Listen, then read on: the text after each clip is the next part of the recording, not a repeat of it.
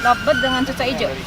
Hobi. 1 tahun lah kurang lebih ya. Iya kan sekarang lagi booming burung ya, jadi suaranya bisa macam-macam. Jadi kita senang dari kicaunya, dari suaranya bikin kita plong gitu loh.